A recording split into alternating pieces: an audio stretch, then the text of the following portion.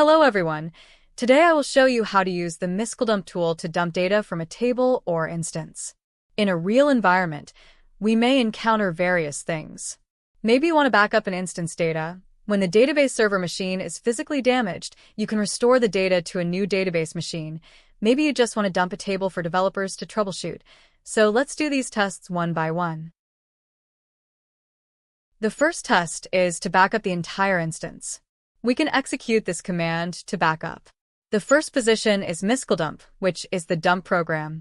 The second position is the IP address, which is the IP address where the MySQL instance runs.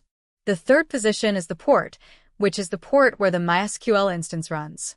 The following is the user who can dump data and the password corresponding to the user who dumps data. The last keyword, all databses, means to dump the entire MySQL instance data into a file. After the dump is complete, we use the ls/lh command to check the file size to check if the data is dumped into the file, and then use the tail command to view the dump file to check if the dump is successful. We can see the words dump completed at the end of the dump file, indicating that the dump is successful.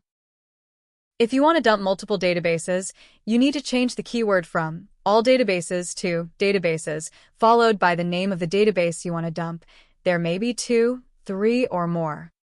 After the dump, we also check this dump file. We can the size of the dump file about 160 MB, and tail of the dump file have the words dump completed also, so this dump command is finished successful. Now let's dump a database data. It's the same as before, the only difference is that you only follow the keyword databases with a database name.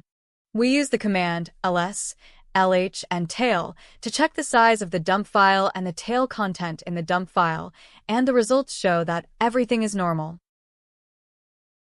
This time we test dumping data from multiple tables. The command ends with a database name and the names of multiple tables. It is important that the database name is placed before the table name. After the dump command is executed, we check the size of the dump file and the content at the end of the file. Everything is normal.